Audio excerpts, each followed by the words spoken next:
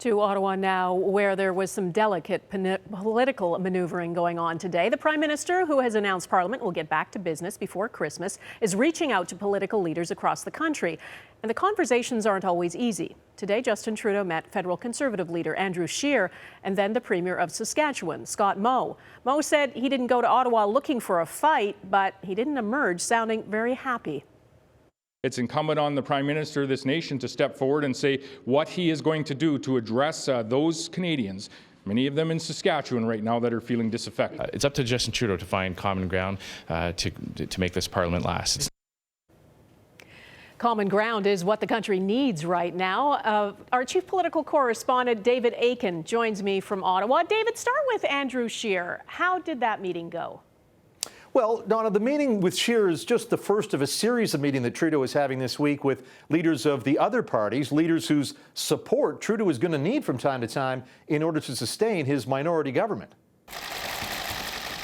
The meeting with Scheer was in Trudeau's Parliament Hill office and, by all accounts, was reasonably cordial.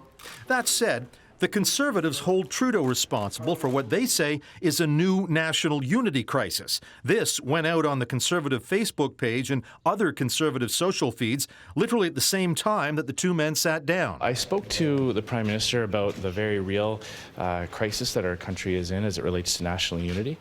We have, during the last campaign, we saw Mr. Trudeau campaign by pitting one region of this country against the other. But Scheer also told reporters that Conservatives would be prepared to support some government initiatives. We certainly support the Ontario and Young Line expansions in Toronto, tax-free maternity leave and parental leave benefits for new parents. Those are some areas that we supported during the campaign and that we would certainly like to see brought forward in this Parliament. Now, don't get me wrong, there are lots of things that the official opposition will still vigorously oppose, but that, of course, is where Trudeau will look to other parties, the Bloc Québécois or the NDP, for support for the more progressive parts of Trudeau's agenda. Donna?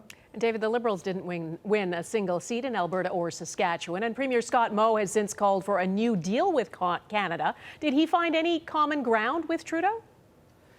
No, it really doesn't appear he did. Trudeau, of course, did not speak to reporters today. Moe did, and Moe was pretty frank about how he felt things went. What we have here is we have a Prime Minister that on election night said he understood those frustrations and he wanted to support the people in the province of Saskatchewan. I came today to hear about what he was going to do differently to support the industries and the people in our province. And I can tell you this, I did not hear that there was going to be anything different. I heard more of the same.